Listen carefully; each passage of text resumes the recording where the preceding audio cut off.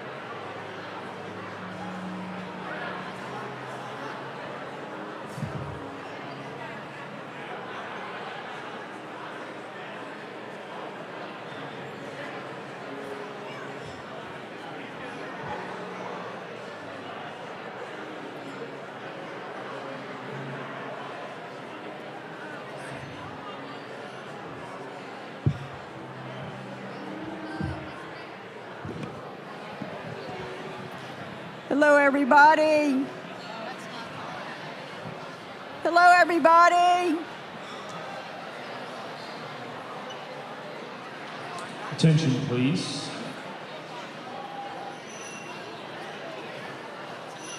Hello, everybody. Hello, everybody. I'm trying to testing 1, 2, 3. Testing 1, 2, 3. We are, I think they're trying to bust the tables just a little bit. I'm going to bust the tables and try to get to a place where people can maybe not move around quite so much so that you can hear what's happening.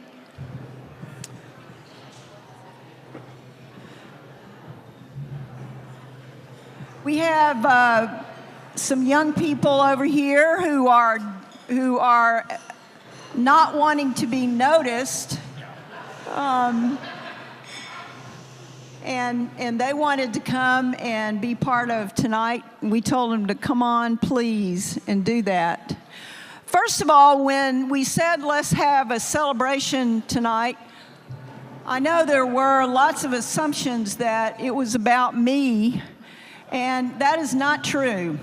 I'm here to say that if I haven't taught you anything yet, it isn't about me, it's about us.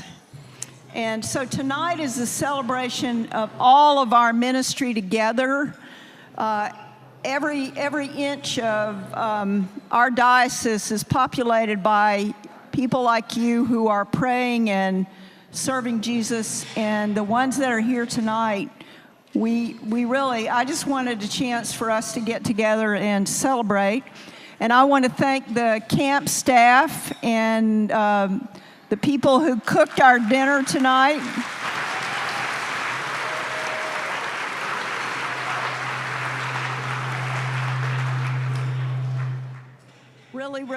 Really wonderful. And there's still some sweet rolls right here. Go ahead and get one. Thank you all so much for coming back. And I cannot tell if this is working back there, Siba. Yeah. Can you turn this up? Yes. If you'll keep turning, I promise. Can you hear now, Polly? What do you think? A little better? I think it's too low. Now I think it's better. Okay. So we have some questions that, Richard, first of all, Bishop-elect, how does that sound when you hear that? And let's see, have you had any sleep this week? A little bit. A little bit. I can't even believe it's only been 6 days. 6 days and counting. 6 days. 6 days. When I saw Richard in the chapel, first time I'd seen him since this happened, and he just started laughing. He started laughing like that, and I started laughing, and that's about all we needed to do.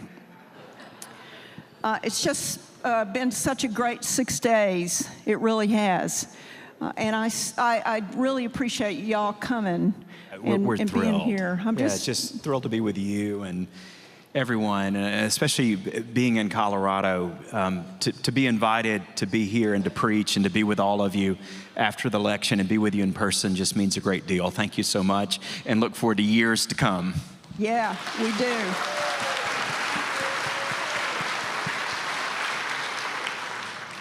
So I want to take a moment just to say something about Bishop Stow.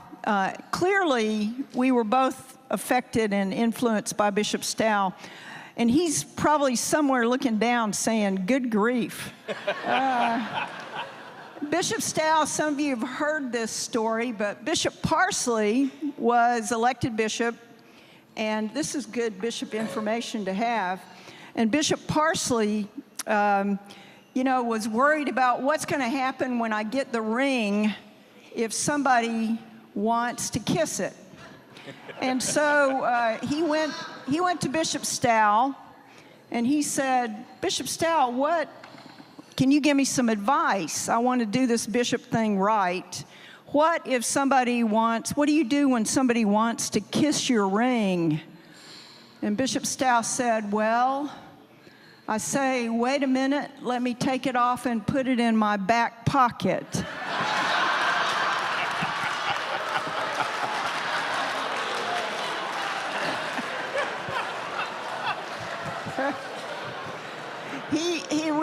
He really did say that. And Bishop Miller is famous for saying that when he flies, and sometimes as a bishop you end up flying in your clerical collar, not your first choice, but he said, when I go flying, if I'm sitting next to someone that I really want to talk to, and they say, "Who are you?" Well, I tell them, "Well, I am a bishop in the Episcopal Church." And he said, and if I don't want to talk to them, I tell them I'm an evangelist.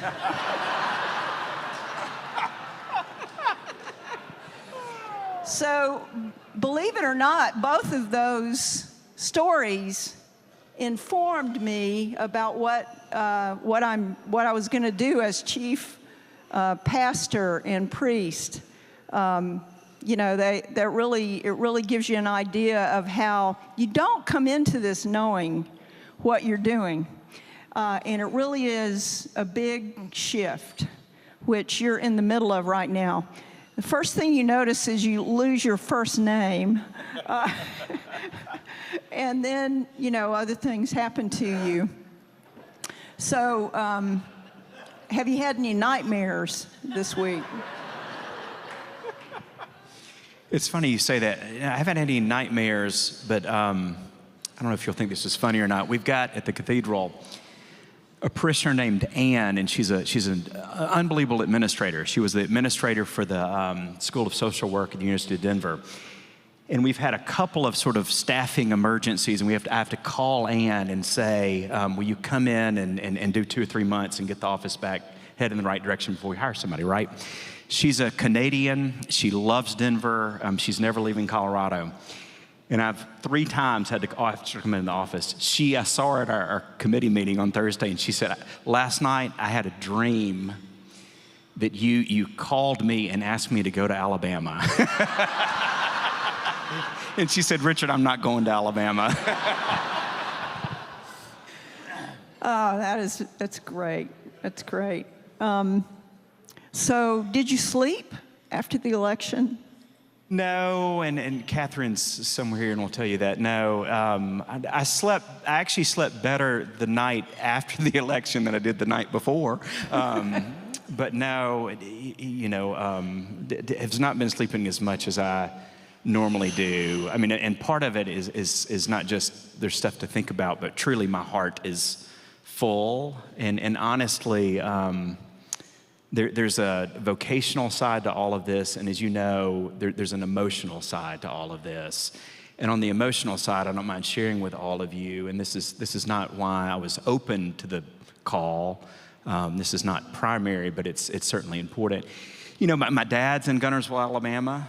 He's not getting any younger. My brother's there. All of Catherine's family's in Birmingham. We have a world of friends in Alabama. So on the very personal side, coming home to be with everybody that we hold dear, in my 50s is just a dream come true. And so my heart is so full. After getting done preaching last night and after getting done with this Q&A tonight, tomorrow I can kind of feel all of that. And Sunday, Catherine and I fly home together and be together. So that's going to be the time for really prayer and gratitude for just the personal side of all of this. That's great. That's great. Yeah, I remember when you and I did camp together. Absolutely. Yeah, we were here at Camp McDowell. We were here at Camp McDowell. We really were. We did senior camp, I believe. We did, and we exactly did. I see Mark Johnson in the back of the room. And so when I was a curate at St. John's in Decatur, I came into seminary, and the parish was really kind and encouraging for me to do a lot of camp work.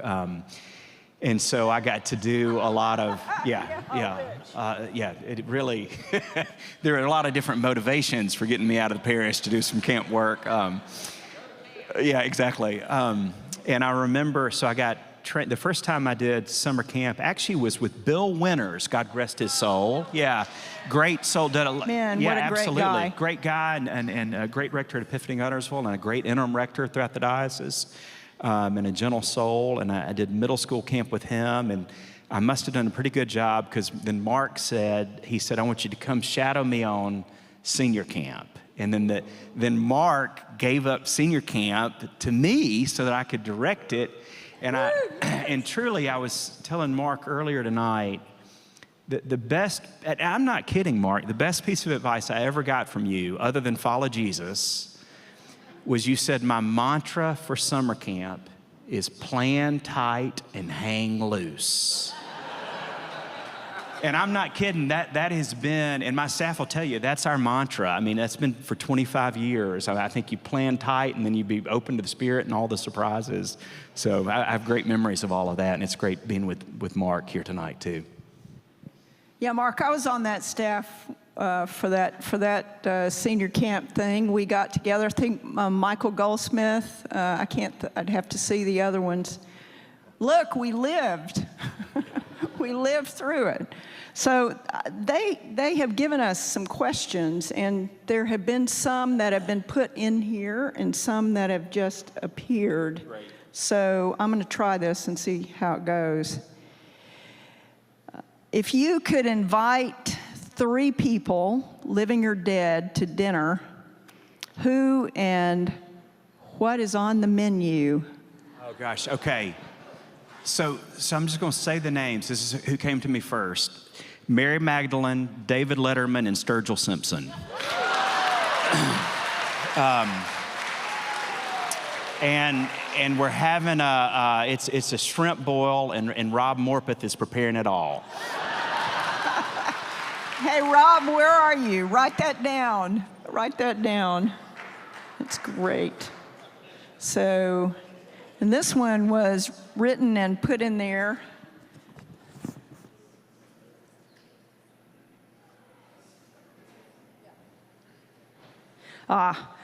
Many of us are shaped by the stories of saints, people whose lives show us the life of Christ in a myriad ways right here in the midst of everyday life.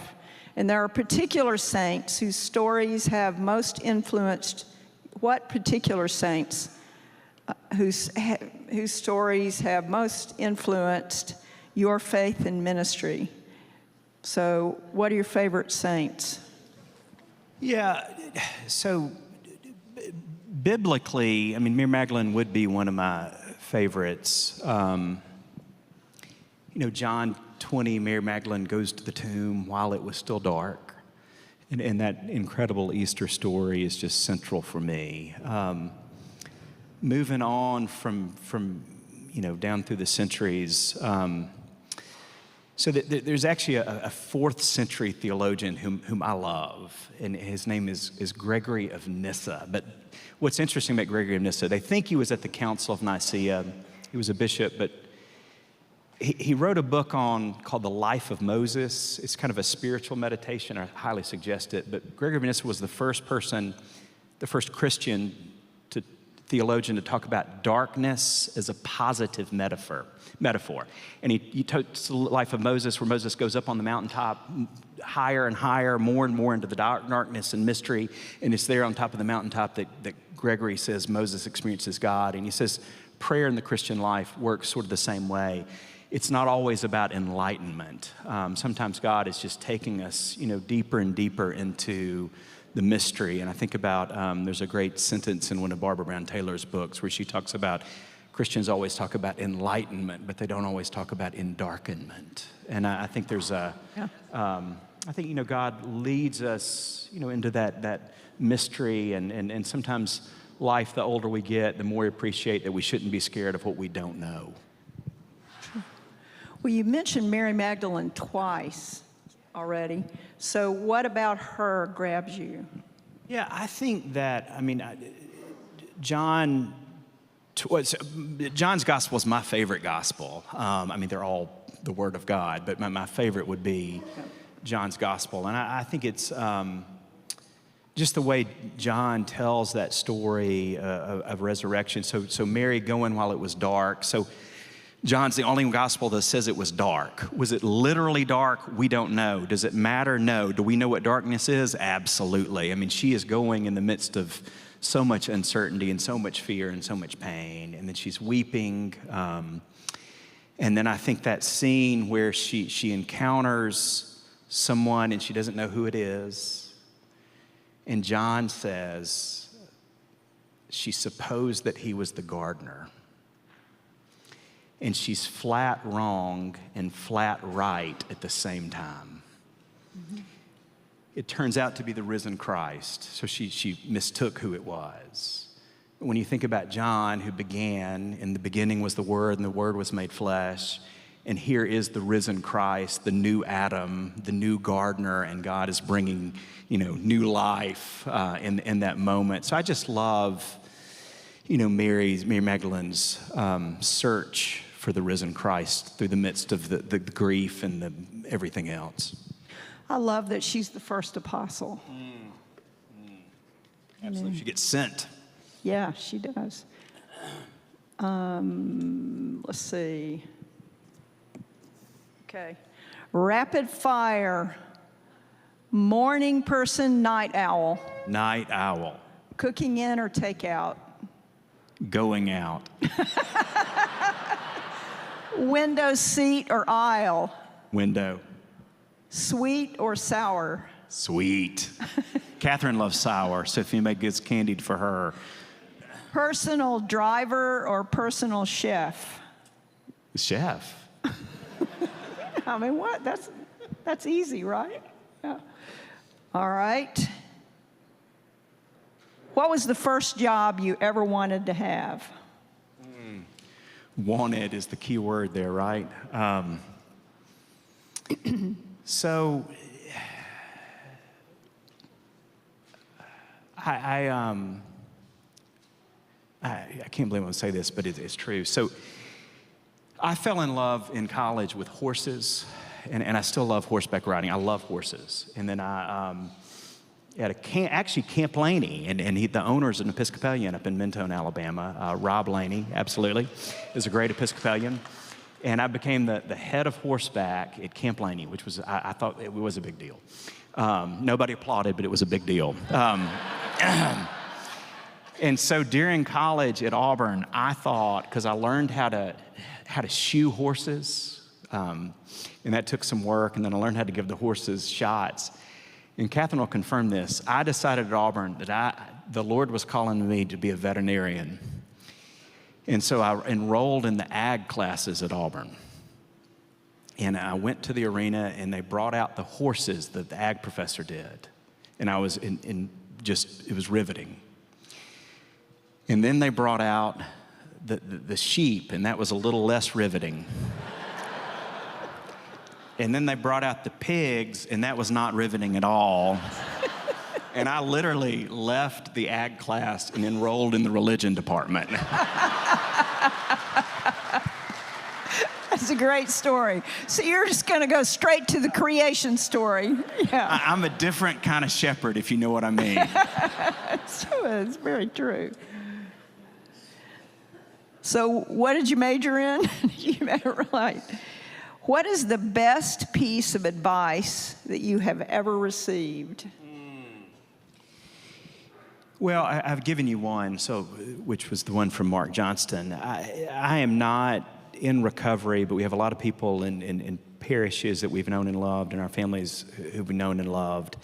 And I think this adage from our friends in AA and NA just works wonders for all of us. Progress, not perfection. And in a word, grace. Yep. Progress, not perfection. That's true until you're bishop. I'm teasing. I'm just teasing. I'm not going to scare him off. Don't worry. God's already got him now. He's here. What is something you learned late in life? Yeah. You'd learned earlier. No, absolutely. And I see Mary McKimmon and a lot of the great people from St. John's in Decatur. So once I shifted from becoming curate to rector, I mean, I won't bore you with all the details, but we did like 5 major projects together. And so our tenure together was wonderful. It was pastoral, but it was just kind of one project after another. It could have been opening the Episcopal Center that Rich Webster and so many other people had worked so hard to get that open, and it was kind of getting that going. It was a renovation. It was all kinds of things. And I loved it, and I think most of it went well enough and was Spirit-led. It was only in hindsight, that I realized I didn't have to move that fast and get everything done that quickly. And I remember where I started to see the light, and Mary, you'll remember him, there was a guy there, and I think he just died in the last few years, named Jack Charlton. Didn't Jack die? Yeah. So Jack was a really lovely person, and one day, and y'all are going to see this, it's just by training and energy, I walk pretty fast. Now, partly I have to get from one room to the other, or from the parish hall back to the service, right? And one day, Jack pulled me aside, and he was a really lovely and wise guy. He said, "I've got some advice for you." He said, "Do you mind if I give it?" I said, "Sure." He said, you walk too fast in front of people, and you just look, you're just moving too fast. Don't you slow down a little bit?" And he meant that in more ways than one. And so, but it's only down through the decades that I see the wisdom in sometimes slowing down the tempo And even when you can't slow down your feet, slow down your heart. So I try to do that. It's very good. We have a lot of questions in here, Richard. If you weren't in ordained ministry, what do you think you'd be doing instead? And we've already heard about veterinarian medicine. So what do you think you'd be doing instead if you weren't a priest? So I'll tell you what I have no talent or ability to do it. So if the Holy Spirit just said, literally, I'll make you anything, truly, I would be Sturgill's lead guitarist. And I really would. But in reality, the Holy Spirit usually works with the grain of our personalities and abilities. So I would love to be probably a journalist, actually, and do a lot of interviews and write obituaries and things like that.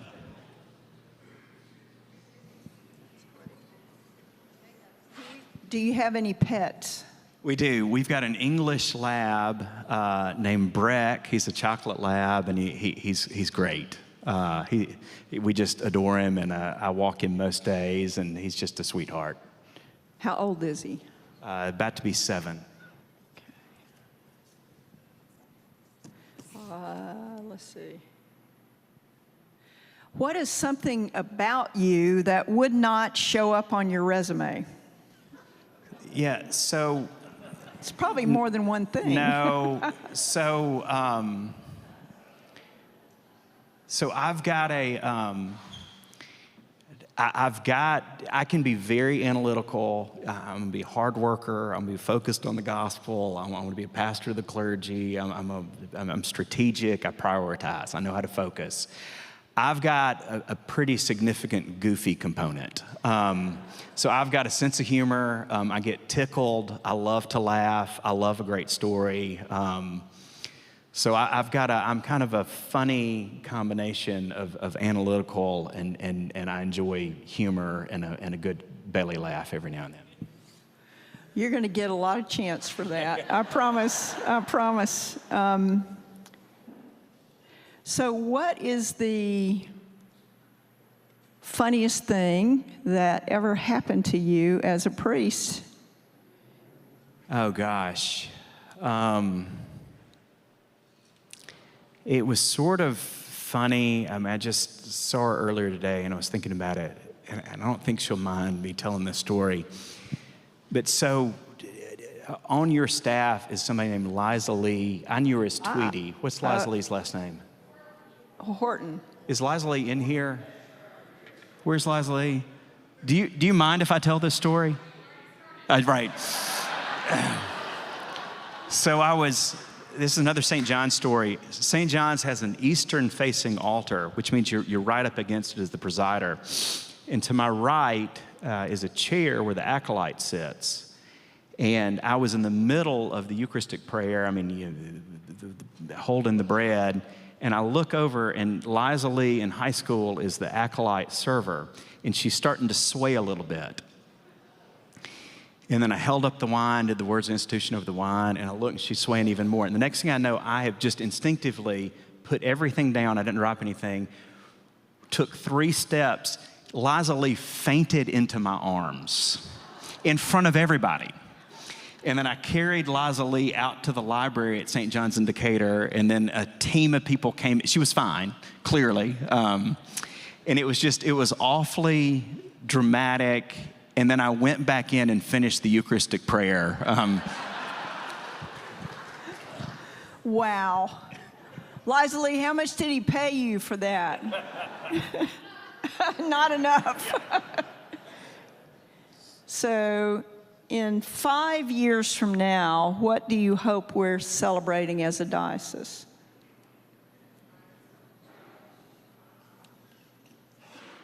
So That's a tough I think it question. would be amazing if in 5 years we're having 2 sets of testimonials that we're celebrating.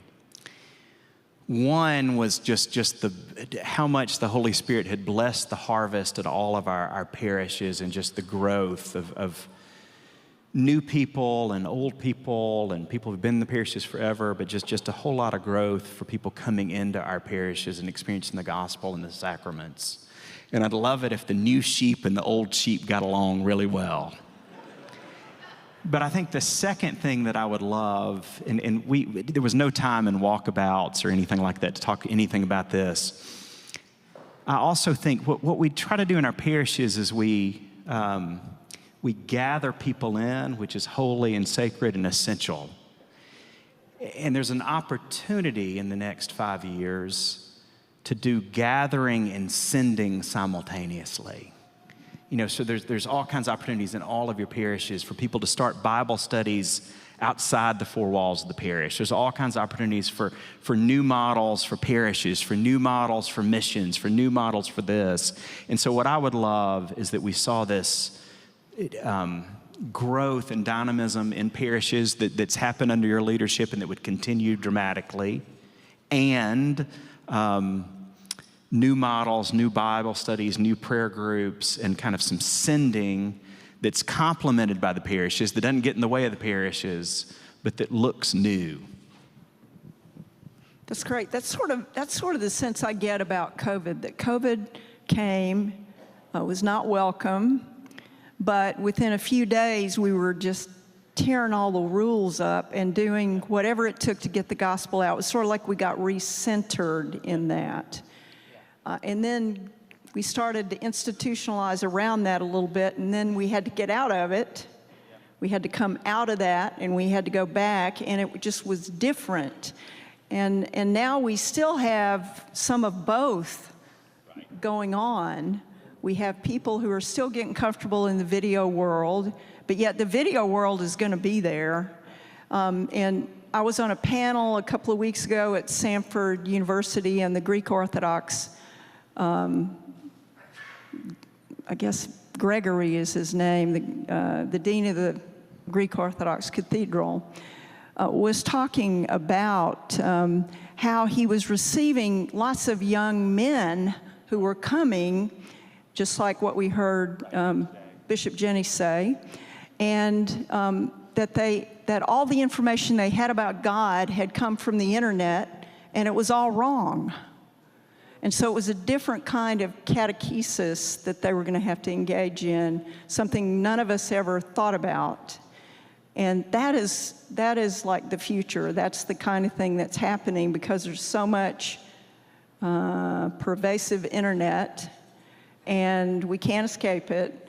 But a lot of times people are not going to the trouble to find out if it's true.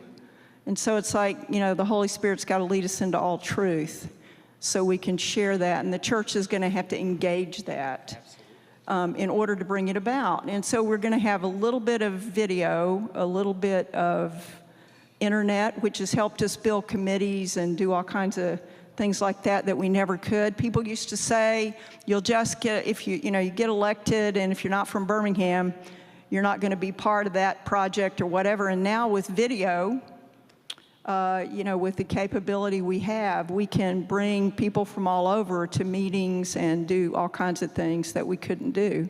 So that is the future, and it is going to be exciting and different, and it's going to be speaking to a different group of people than us, than basically us.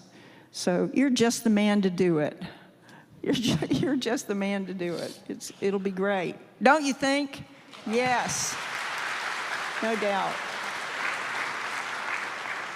So what are you most worried about making this big transition? Yeah, for sure. I know what that is not being in a parish again. I've loved parish ministry for 25 years. I love on Sunday mornings, every Sunday morning, I look out and see people I know. I look out and see somebody whose spouse I just buried. I look out and see grandchildren. I look out and see names, and a whole lot of new people I haven't met yet, too, in a big place. But, the loss of that for me is real. And then I think the other thing that I worry about that all of you will really help me with is when you're a parish priest, being a parish priest is never easy. I think it's a joyful job, but I do think for me, one of the things that was always pretty easy, and I made my mistakes, but what was pretty easy was prioritizing I know where to focus in a parish. I mean, you know, you've got a burial this week, you got to write a newsletter article, you got to get ready for your midweek Eucharist, your sermon, you got a committee you're restaffing, you got somebody coming onto the grounds looking for a bus ticket, you got staff people you're working with and trying to build up the youth minister, and et cetera. But for a whole diocese, you know, so I hope the Holy Spirit and good feedback and listening to all of you, especially in the first 3 to 6 months, helps me know where to focus and to prioritize. Yep, it comes at you pretty fast. Yeah. It's kind of like a fire hose most of the time. It's a great fire hose, but you do stay wet a lot of the time. You really do. Do you mind if I ask the young people that are sitting here if they want to ask anything? Okay, now's your chance. Who would like to ask a question? What's your favorite song? My favorite song. So a lot, yeah. I would say my favorite song these days. I would actually say Jason Isbell, Alabama Pines.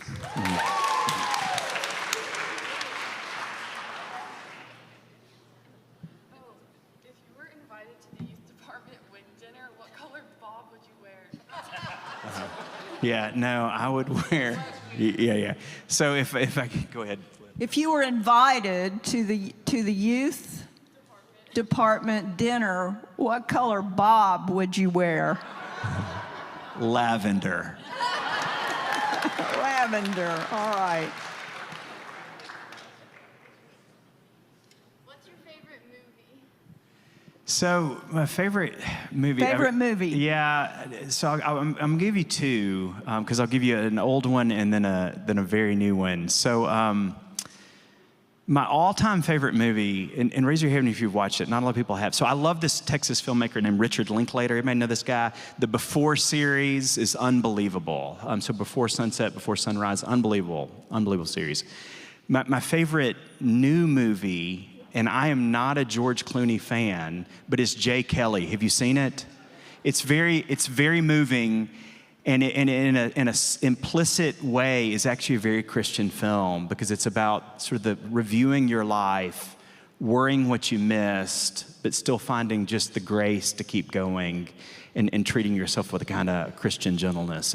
I cannot recommend Jay Kelly enough. It's a great movie. It's also got a great old Hollywood soundtrack that's just quite moving. Yes? What 3 things would I bring on a stranded island? Of course, a Bible. Can a coffee maker and coffee come with me? Or is that 3? And then the third thing, I need a campfire. So that's like 8 things, I'm sorry.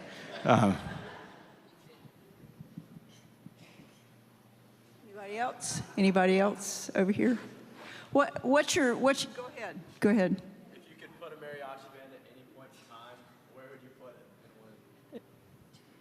If you could put a mariachi band at any point in time, where would you put it? Yeah, I would. No, I would put. This is the first thing that comes to mind. When sometimes I get up before my wife, and I would have them in the bedroom to awaken her. Go for it. Yeah. Turkey. Oh my. What is your favorite hymn in the hymnal? Yeah. I mean, so many great choices. Right now is actually "Be Thou My Vision." Now my vision. The reason I ask you that is my very first question at the walkabout at St. Luke's was, what is your favorite hymn? And I know most of the hymns by heart. I could not think of a single hymn. I froze like a deer in headlights. The next day I went into the office Sunday morning, and I walked into the sacristy and I said, who wrote the questions that were in that fishbowl. And Seth Olson, who was my associate, said, I did. Yep, I know. And Lift High the Cross became quite frequently played when I would go visit. And it's a great hymn, Super One. I'm so glad I thought of it. I was frozen in that moment. So Richard, you have been terrific sport. Anything you want to ask these people? Yes. So I'll do one for Catherine Collier and two for any two people in the youth department. What's your favorite gospel of the four? Catherine, we'll make you go first. Favorite gospel? Matthew. Why? Yep. Do you have a favorite gospel? Matthew, Mark, Luke, or John? Matthew, because it's the first book I read. First book you read. Fantastic. All right, one more. Favorite gospel? Yes. Luke. Yeah. I like it. I'm reading it right now. It's pretty good. Oh, that's fantastic. What's your favorite part of it? It's pretty good. Yeah. Just like how it talks about darkness, like how God's coming in your Advent. That's lovely. Yeah. Great Advent themes in Luke. Thank you. Thanks, everybody, so much. Everybody.